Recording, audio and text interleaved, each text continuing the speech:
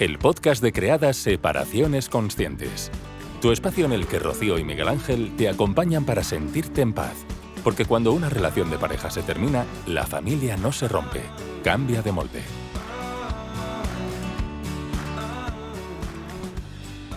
Continuamos en el Magazín Guillén al Día, lo hacemos en nuestra sección de salud como cada lunes, en el que, en este apartado nosotros hablamos de salud relacionado con la familia.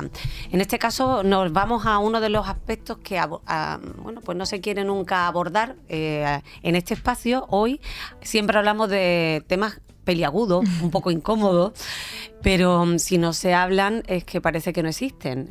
Y nos encargamos aquí de hablar de situaciones incómodas. Hoy, además de perfiles que pueden resultar en muchos casos, hoy a lo mejor, pues despertar el que muchas personas se sientan o que lo han sufrido alguna vez o que lo tienen a lo mejor rondando cerca. Porque vamos a hablar de personalidad, de psicología, precisamente hoy, con los compañeros de Creada, Rocío y Miguel Ángel. Muy buenas tardes a los dos. ¿Qué tal? Buenas tardes. Buenas. Gracias por estar con nosotros una semana más, en la que siempre digo que aquí hablamos de cuestiones incómodas porque lo habitual es siempre hablar de lo agradable, ¿no? De lo que funciona, de lo que comúnmente es lo estereotipado y por lo tanto lo que parece que entra o encaja dentro del molde. Sí. Y aquí sacamos los pies. Además que somos muchos de eso, de sacar los pies y de hacerlo de una manera diferente. Y hoy traemos un tema que se está popularizando de alguna manera y creo que lo primero que debemos hacer un poco es discriminar, ¿no? No es algo tan generalizado como puede parecer. Muchas veces hemos utilizado el término narcisista como sinónimo de egocéntrico o una persona simplemente narcisista. Hoy de lo que vamos a hablar es de un perfil psicológico muy concreto, que afortunadamente no es algo muy generalizado, ¿vale? Pero que nos estamos encontrando en muchos casos en consulta, personas que les gusta poner etiquetas. Las etiquetas es algo que por un lado nos ayuda porque de alguna manera nos permite identificar ciertos rasgos y ciertas cosas, pero por otro lado a veces pues encorsetan mucho, encierran mucho y no permiten ver todos los rasgos como decimos.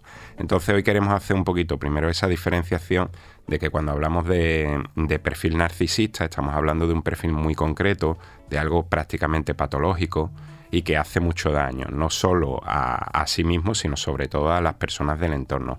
Y que, que compartamos tiempo, espacio, trabajo en relaciones personales con una persona que pueda ser más o menos egocéntrica no significa que sea narcisista, sino que es algo que tiene unos rasgos muy identificados. Sí, lo bueno de las etiquetas es que le ayuda justo a lo que tú has dicho, ¿no? A poner palabras. Decías tú al inicio que lo que no se nombra no existe. Uh-huh. Y la dificultad de las personas que han vivido, que viven con una persona de perfil narcisista en su entorno, es que se sienten culpables de muchas cuestiones de las que no lo son. Y sí se genera muchas veces en estas personas un trauma como consecuencia de estar cerca de una persona con este trastorno. Y por eso sí tiene esa parte muy positiva para ayudar a identificarlo y que las personas empiecen a desculpabilizarse de haber vivido ciertas situaciones o, como veremos al final del programa de hoy, de haber sido madre o padre con esa persona, ¿no? Que es una culpa muy grande que pesa de cómo he podido tener hijos con esta persona. Lo que queremos es ayudar a hacer esta diferenciación y a desculpabilizar a la persona. Las redes sociales sirven para descubrir este tipo de patrones, a lo mejor. Lo que pasa que sí es cierto que quizás por nombrarlo le damos un poder demasiado superior a la persona que podamos creer que tiene un perfil narcisista. Más vale que nos lo expliquéis. Sí, ¿no? El trastorno de personalidad narcisista, para entendernos, es una persona que se siente muy grandiosa, que tiene unos pensamientos muy grandiosos de sí misma. Él es una persona que se siente muy importante en su entorno y que siente que todo el mundo están por debajo de sí misma. Tiene una falta de empatía absoluta y lo peligroso es que utiliza a los demás a su favor. Es decir, utiliza a cualquier persona de su entorno, aunque sea su hijo o su hija, aunque sea su pareja, aunque sea un familiar cercano, le da igual, no le importa, pero cualquier persona es el medio para lograr su fin.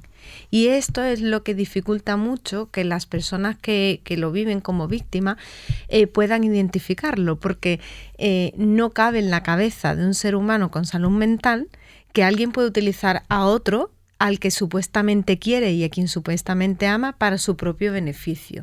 Y esto es lo que hace, junto a lo que vamos a ir viendo después, que la persona sienta que es ella, la víctima, quien tiene un problema, en lugar de poder identificar que es la otra persona la que tiene un problema. Ahora bien, esta es la gran diferencia frente a una persona muy egocéntrica. Cuando estamos en todo el mundo tenemos ego. Ahora bien, en la medida en la que tenemos el ego más desarrollado, podemos convertirnos en personas muy egoístas, con cero empatía, que son cuestiones que pueden parecerse al perfil narcisista, no tener en cuenta las necesidades y deseos de los demás, sino solo mirar por las propias, pero no va a alimentarse del daño que haga la otra persona. No utiliza una persona con un ego muy grande, no va a utilizar con perversidad a la otra persona para su propio beneficio, ni se va a alimentar, que esto sí lo tiene el trastorno de personalidad narcisista, no se va a alimentar del daño que causa la otra persona. Cuando el perfil narcisista siente que está dañando a la otra persona, es como que alimenta esa parte enferma suya, patológica, como decía Miguel Ángel, y ahí es cuando entra en una situación de escalada donde más daño hace. O sea, ahí está la clave, ¿no? Puede ser. Ahí está la clave principal. Pero nos lo estáis comentando de una manera que parece que lleva un cartelón, soy personas narcisistas, y sin embargo no nos damos cuenta, ¿no? Es justo todo lo contrario. Suelen ser personas que como acabamos de describir, manipulan a los demás, pero lo hacen de una manera muy sutil, muy soterrada, muy bien disimulada. Suelen ser personas que dentro del ámbito social tienen una reputación, porque es algo que precisamente les preocupa mucho y que suelen tener un estatus y una dimensión social muy bien desarrollada. De manera que todo este tipo de conductas más manipulativas lo hacen de manera como muy, muy sibilina, muy soterrada, con mucha sutileza. Lo que pasa es que, claro, es que no hay que confundirlo, ¿vale?, con una estrategia que se llama luz de gas, pero que tiene que ver con hacerlo, digamos, con mucha suavidad. Entonces, son normalmente las personas del entorno aquellas que son precisamente objeto de esta manipulación. No va a ocurrir con alguien que ve puntualmente o esporádicamente, sino que va a ocurrir más con personas del entorno, precisamente las personas más cercanas. Por eso, en la relación de pareja suele ser uno de los lugares en los que este tipo de estrategias, ojo, que la propia persona que sufre este trastorno no es consciente de ello, obviamente, sino que tenemos que ser aquellas personas del entorno que nos relacionamos con esa persona quienes vayamos identificando, pero lo convierte al mismo tiempo en algo paradójico, porque al ser tan sutil es muy difícil de identificar y por lo tanto, pues conseguimos de alguna manera echar más leña a ese fuego, que por un lado socialmente tienen mucho reconocimiento y al mismo tiempo todo este tipo de cosas quedan, digamos, como en la sombra y no se pueden identificar con mucha facilidad. Entonces, más o menos podemos identificar a este tipo de personas cuando tú te sientes como mal al tenerla e intentar darlo todo por ella y que te sientas siempre como que le falta algo o que pues, no lo haces bien del todo, ¿no? Has dado en una de las claves. Precisamente no sucede desde el inicio que tú conoces a la persona que ejerce esta forma de manipulación, sino que al inicio de la relación, cuando hablamos de pareja, al inicio de la relación hay un complacer constante a la otra persona. La persona narcisista complace muchísimo y se encarga de satisfacer todos sus deseos y poco a poco va pasando de una forma muy sutil la otra etapa en la que la otra persona se ha sentido tan agasajada que se siente en deuda y siente la necesidad de complacerle, pero nunca va a ser suficiente. Entonces empieza a almacenar una cantidad de culpa porque haga lo que haga, nunca va a estar bien y no va a ser suficiente. Entonces, ¿cómo identificarlo? Pues a través de sentir esa necesidad. Bueno, nosotros somos pareja, a mí me encanta cuidar a Miguel Ángel, pero claro, también existo yo y siento que el cuidado es nos retroalimentamos ahí, cada uno individualmente y el uno al otro, ¿vale? Pero en este caso hay una sensación de por mucho que doy, nunca es suficiente. Y además almacenar una carga de culpa porque la otra persona, a veces a través de una sonrisa, a través de la ironía o del sarcasmo o de la... no de la complacencia, sino de la condescendencia. Es una manera de sufrir una devaluación permanente. Es, por un lado, yo me estoy dando, ¿vale? Como persona que convivo con otra persona de ese perfil, yo me estoy dando permanentemente, estoy cuidando, estoy intentando cuidar todos los detalles, pero no solo no es suficiente, sino que por contra, además de manera sutil pero indiscriminada, voy sufriendo ataques en los que veo mermada mi autoconcepto, mi forma de verme representado, y entonces poco a poco no solo tengo la sensación de indefensión y de insuficiencia, sino que además mi valía voy percibiendo que también va en detrimento. Entonces, claro, es un juego muy peligroso porque dependiendo del nivel en el que estemos dentro del pozo, cada vez es más difícil salir, porque cada vez ese tipo de comportamiento, como bien identificaba Rocío, esas dos etapas, sobre todo a partir de la segunda etapa, cada vez es con mucha más profundidad. Y entonces es mucho más difícil salir de ahí porque llevamos, pues dentro de nosotros esa vocecita que nos durante un tiempo nos está avisando de que esto quizás no debería de ser así, las primeras señales y demás, pero poco a poco se van encargando, porque saben hacerlo muy bien, de que no sea nunca suficiente, que nos vayamos convenciendo de que eso de alguna manera puede ir cambiando, y sin embargo nunca lo hará. Y otra de las cuestiones claves para ayudar a identificar es que reciben muy, muy mal los noes. No los no directamente, sino cualquier negativa. Todo lo que no sea aceptar o aprobar su afirmación, su decisión, es verdad que muchas personas nos cuesta aceptar los no, los límites.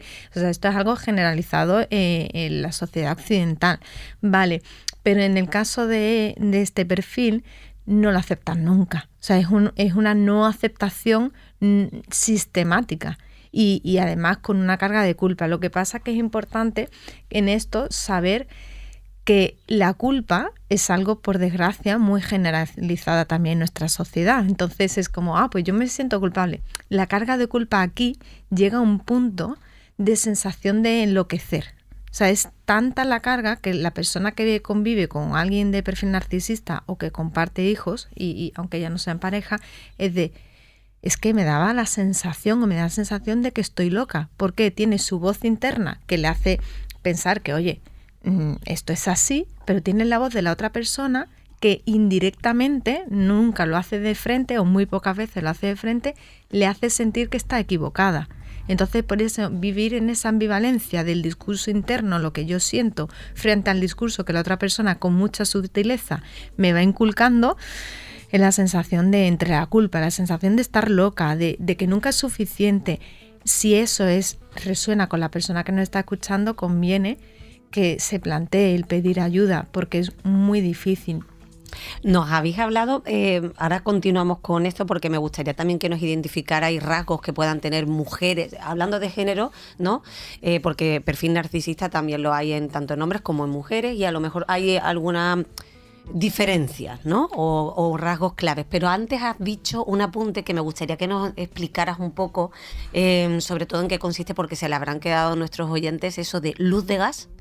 Sí, bueno, eso es otro concepto, que no quería yo meterlo vale. para no liar más de la cuenta. Pero bueno, tiene que ver con una estrategia que consiste básicamente en ir mermando al otro de manera sutil y permanentemente ir, digamos, deslegitimando las afirmaciones del otro. Es decir, puede ser algo muy básico, ¿no? Desde algo que ha ocurrido, oye, hice esto ayer y tal y cual, y entonces el otro no, pero verdaderamente no fue así, fue de otra manera. Ya te pone en duda, ¿no? Eso una vez no ocurre nada, ¿vale? Lo hemos vivido todos, que en algún momento tenemos un recuerdo y a lo mejor no es exactamente así y otra persona nos ayuda.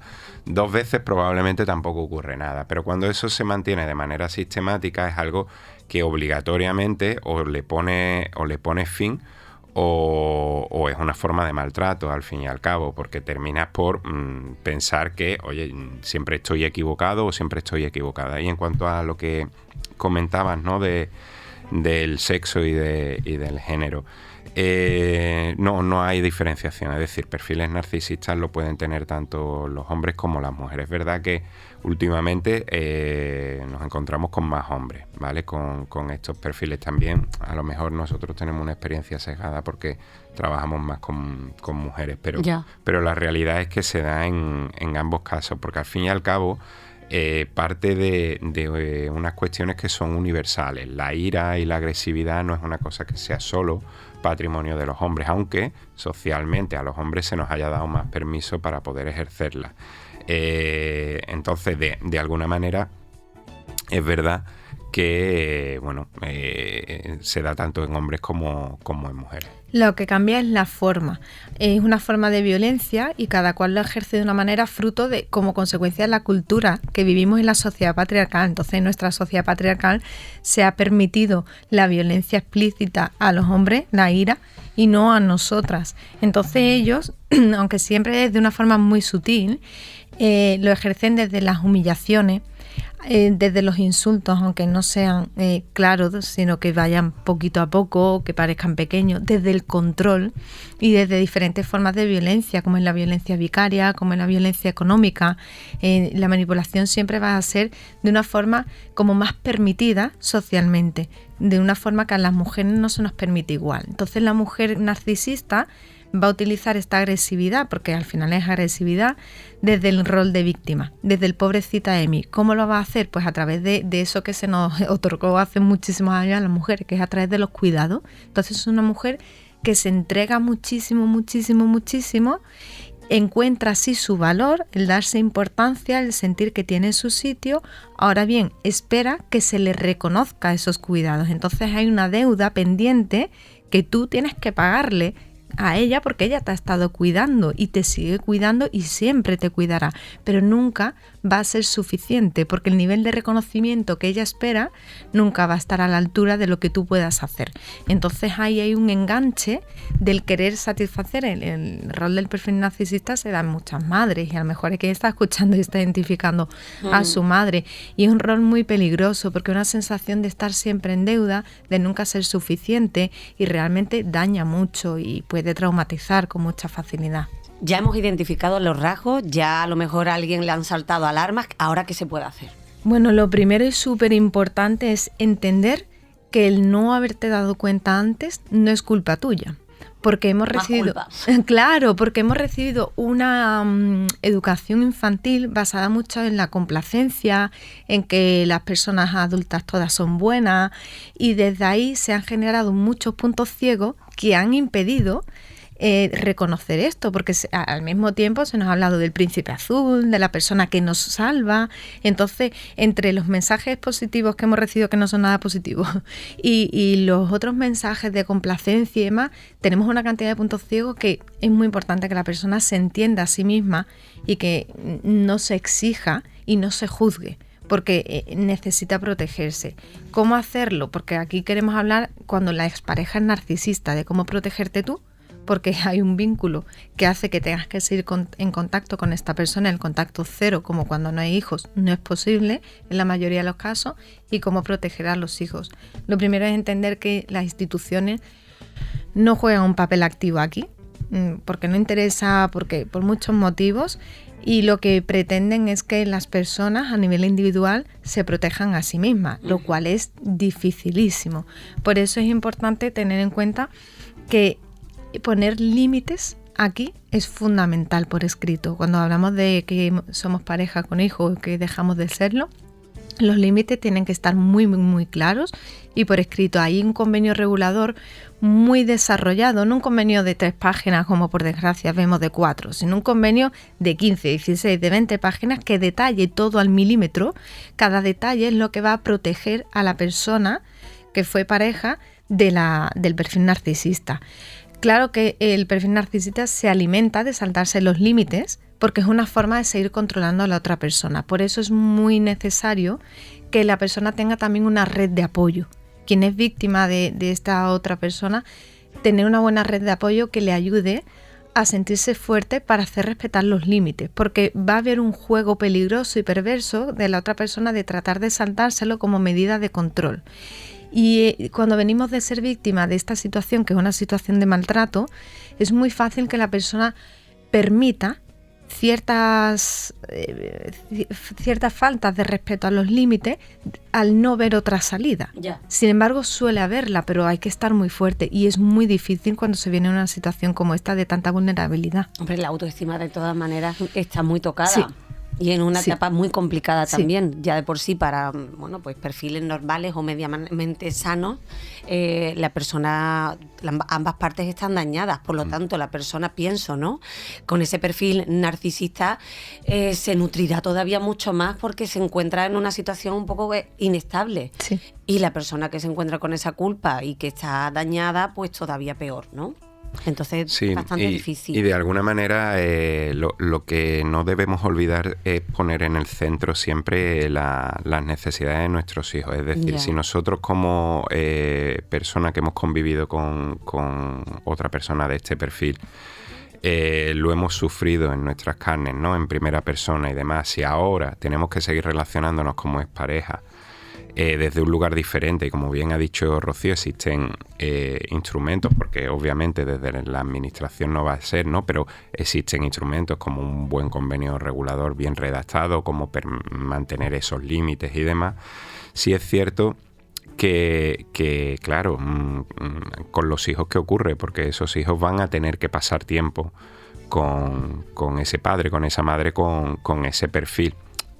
Y aquí juega un papel muy importante la aceptación de que podemos hacer lo que está dentro de nuestras manos, pero sí que podemos darle herramientas y recursos a nuestros hijos para que aprendan a identificar todos estos rasgos y, en primer término, a no hacerse cargo de lo que no les corresponde. Evidentemente esto juega un papel muy importante en nivel evolutivo. No es lo mismo tener críos pequeños, ¿no? De 5, de 6 años, que a lo mejor de 10, 12 o 15. Pero es muy importante que vayan aprendiendo todo este tipo de cuestiones. Bueno, es protegerles ante una Efectivamente, agresión más, ¿no? Y ante una situación de vulnerabilidad, porque al fin y al cabo ellos de inicio, vamos a ver, es su madre, su padre, no van a poder ver ese tipo de cuestiones, pero poco a poco, a través de la relación con ellos, lo que le tenemos es que ayudar a no normalizar cuestiones que no tienen que ser normales, sino que aprendan a identificar, oye, esto que te está haciendo mamá, que te está haciendo papá, esto no es exactamente así, ¿vale? Como puedes ver, aquí tenemos otro modelo, ¿vale? Y sobre todo eso, porque los hijos no aprenden por lo que le decimos, sino por el modelo que somos. Y en la medida en que podamos ayudarles a nutrirse de un modelo diferente, desde ahí la elección la harán ellos mismos.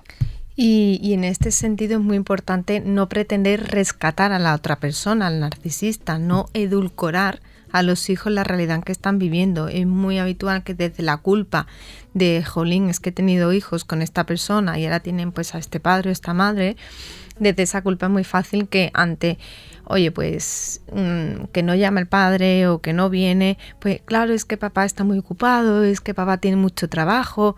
No, es que papá no le vamos a echar tierra, no se trata de endemoniar y decirles que papá es un mentiroso, pero tampoco edulcorar, porque si edulcoramos les va a costar mucho el día de mañana poder hacer un discurso ordenado y elaborado de lo que han vivido.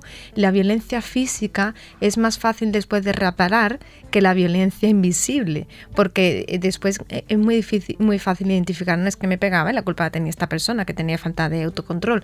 Cuando se ha hecho una violencia manipulativa a través de cuestiones más sutiles, la carga de que el problema soy yo es muy difícil después de reparar, requiere mucho más terapia, mucho más años. Por eso, para ayudar a que nuestros hijos puedan el día de mañana, cuando estén preparados, tener un discurso ordenado, pues claro, ¿cómo te sientes, cariño? Pensabas que iba a venir el papá y no ha venido. Pues no, y estoy enfadado. Claro, mi amor, es normal que te sientas enfadado. Te hubiera gustado que hubiera venido, ¿verdad? Entonces, desde ahí no edulcoramos ni endemoniamos, sino ayudamos a nuestros peques a entender lo que están sintiendo y el por qué lo están sintiendo, porque contaban con que papá iba a venir y papá no ha venido. Y eso le ha generado pues enfado, tristeza, y desde ahí va a ser más fácil. Hay un aspecto muy muy importante, ¿vale? Y es que estamos hablando en todos momentos desde la perspectiva de que el narcisista es tu expareja. ¿Qué ocurre cuando no es tu expareja? Pues ahí tenemos una mala noticia, ¿vale? Porque si estás conviviendo con esa persona, a día de hoy no existe una posibilidad, insisto, a día de hoy, que no sea a través de un trabajo con profesionales para identificar y ojalá pudiéramos decir otra cosa, pero lo único que cabe como posibilidad sana es huir de esa situación. No hay otra opción. Por ahí todo lo que hemos dicho, entre ellos el sostén social, el apoyo emocional de otras personas y sobre todo la búsqueda de ayuda profesional si hace falta, es la única salida que tenemos. Sobre todo porque es un perfil que no va a cambiar y muchas veces se espera que algún día se dé cuenta. Y tanto le intentes hacer ver lo que para ti es de sentido común, tanto te estás exponiendo tú, ya sea pareja o ya sea expareja o ya sea tu madre. Entonces, ante estas personas es muy importante protegerse y hacer, si fue pareja o es expareja, cuidar mucho el duelo por la vida que soñabas por tus hijos y la vida que realmente ves que tienen. Porque es muy duro ver que tus hijos, para quienes habías creado en tu imaginación un escenario ideal, se encuentra con un escenario que puede dañarles y puede perjudicarles, y eso necesita que se elabore para poder entonces ofrecerle a los hijos esa presencia y disponibilidad, poder nombrar lo que están viviendo, mantener los límites, enseñarles a identificar a los niños lo que es un chantaje, lo que es una amenaza, lo emocional, lo que es la manipulación, para así, desde el que tú les trates bien y les enseñe, puedan empezar a identificar y a nombrar ellos mismos para no sentir que ellos son el problema. Ya. Es difícil y para esto necesitan ayuda profesional. Si ya le hemos dado algunas luces, algunas pistas, esto ya les va a resultar de mucho para que empiecen a, sobre todo, tomar parte de forma activa y no sentirse o anclarse en esa culpa y refugiarse en ella sin hacer nada, porque sí se puede hacer.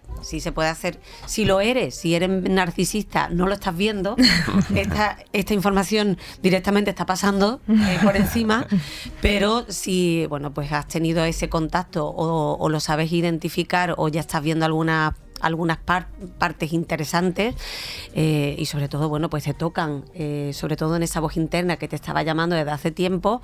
Hay mucho que hacer y se puede hacer, pero en este caso con ayuda. Vosotros ofrecéis también este tipo de ayuda. ¿Dónde os pueden localizar?